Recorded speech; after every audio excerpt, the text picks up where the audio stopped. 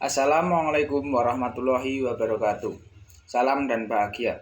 Perkenalkan, nama saya Gali Adi Pangestu dengan NIM 20200015101. Saya dari kelas 2C, Prodi Pendidikan Guru Sekolah Dasar, Fakultas Keguruan Ilmu dan Pendidikan. Di sini saya akan memaparkan sedikit materi tentang integrasi nasional untuk memenuhi tugas pendidikan kewarganegaraan yang diampu oleh Bapak Wahid Pranomo, Magister Pendidikan. Dan lanjut saja ke materi. Integrasi nasional berasal dari kata integrasi dan nasional. Integrasi berasal dari bahasa Latin integrate, yang berarti memberi tempat dalam suatu keseluruhan. Nasional berasal dari bahasa Inggris nation, yang berarti pembauran hingga menjadi kesatuan yang bulat dan utuh. Jadi integrasi nasional adalah proses penyatuan berbagai kelompok budaya dan sosial ke dalam kesatuan wilayah nasional yang membentuk suatu identitas nasional. Faktor timbulnya integrasi nasional. Faktor yang mendorong terjadinya integrasi nasional: 1. Faktor sejarah yang menimbulkan rasa senasib dan seperjuangan. 2. Keinginan untuk bersatu di kalangan bangsa Indonesia. 3. Rasa cinta tanah air di kalangan bangsa Indonesia. 4. Rasa rela berkorban untuk kepentingan bangsa dan negara. 5. Kesepakatan nasional dalam perwujudan proklamasi kemerdekaan Pancasila dan Undang-Undang RI tahun 1945. Faktor penghambat terjadinya integrasi nasional. 1. Masyarakat Indonesia yang beragam dalam faktor kebudayaannya masing-masing. 2. Wilayah negara yang begitu luas. 3. Besarnya kemungkinan ancaman tentang tantangan, hambatan, dan gangguan.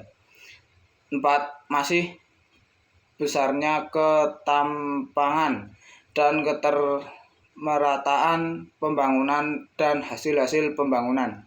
5. Adanya rasa etnosentrisme di antara beberapa suku bangsa yang menonjolkan kelebihan budayanya.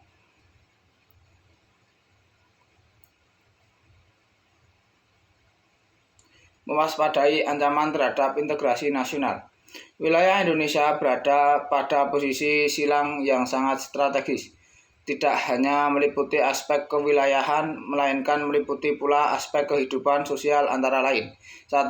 Penduduk Indonesia berada di antara daerah berpenduduk padat di utara dan berpenduduk jarang di selatan. 2. Ideologi Indonesia terletak antara komunisme di utara dan liberalisme di selatan. 3. Demokrasi Pancasila berada di antara demokrasi rakyat di antara dan demokrasi liberal di selatan. 4. Ekonomi berada di antara sistem ekonomi liberal di utara dan sistem ekonomi sosial di selatan. 5. Masyarakat Indonesia berada di antara masyarakat sosialisme di utara dan masyarakat individualis di selatan.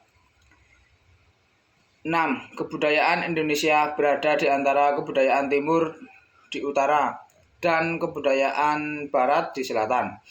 7. Sistem pertahanan dan keamanan di Indonesia berada di sistem pertahanan kontinental di utara dan sistem pertahanan maritim di barat, selatan, dan timur. Posisi silang tersebut merupakan potensi sekaligus ancaman bagi integrasi nasional Indonesia.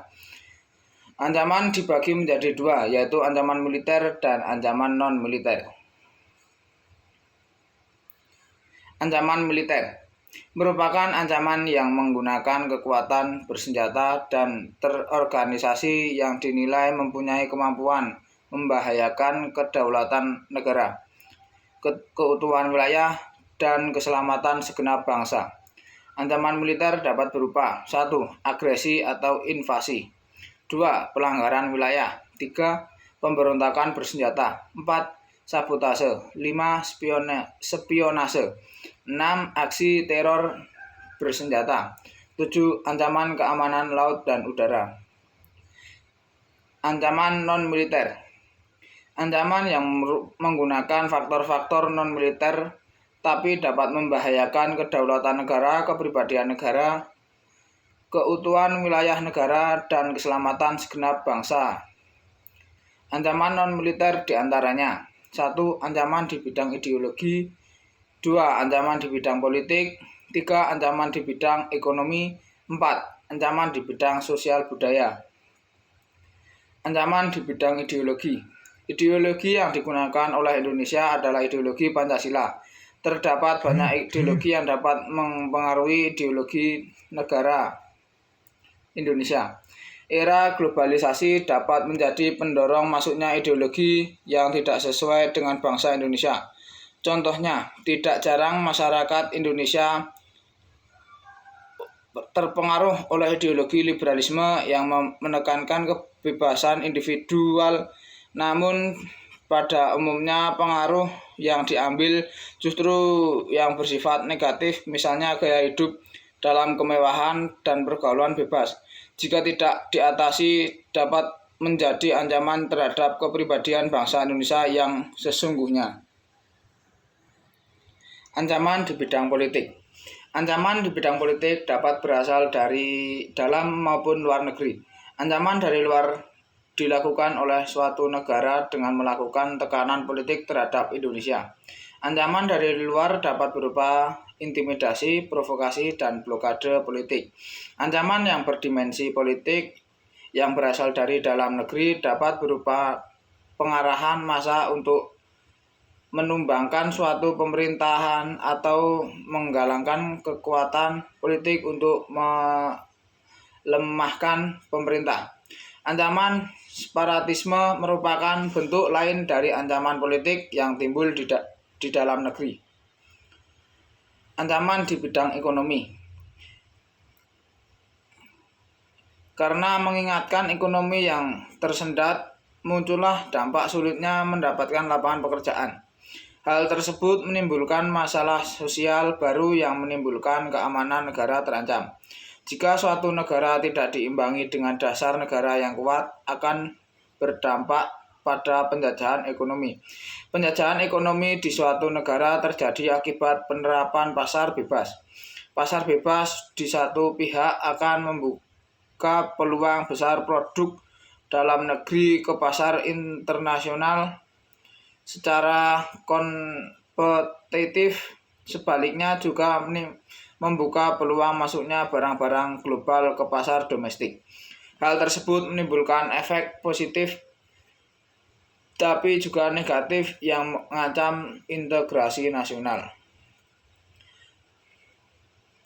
Pengaruh negatif. Pengaruh negatif dari aspek globalisasi yang dapat menjadi ancaman di bidang ekonomi. 1. Indonesia akan dibanjiri produk global yang mengakibatkan produk Indonesia kalah bersaing. Semakin mudahnya orang asing menanam saham di Indonesia, cepat atau lambat perekonomian kita akan dikuasai pihak asing. Timbulnya kesenjangan sosial yang tajam akibat adanya persaingan bebas. 4. Sektor ekonomi rakyat yang diberikan subsidi berkurang yang akhirnya menyebabkan pengangguran. 5. Memperburuk proses pertumbuhan ekonomi jangka panjang. Ancaman di bidang sosial budaya. Ancaman yang berdimensi sosial budaya dapat dibedakan atas ancaman dari dalam dan ancaman dari luar. Ancaman dari dalam didorong oleh isu-isu kemiskinan, kebodohan, keterbelakangan, dan ketidakadilan.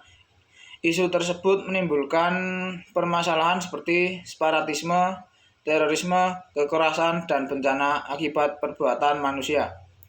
Ancaman dari luar timbul sebagai akibat dari pengaruh negatif globalisasi, seperti gaya hidup konsumtif, sifat hedonisme, sikap individualisme, gejala westernisasi, memudarnya semangat gotong royong, dan lunturnya nilai keagamaan dalam kehidupan masyarakat. Sekian pemaparan materi yang dapat saya sampaikan, semoga bermanfaat bagi kalian semua. Apabila ada kekurangan, saya mohon maaf. Wassalamualaikum warahmatullahi wabarakatuh.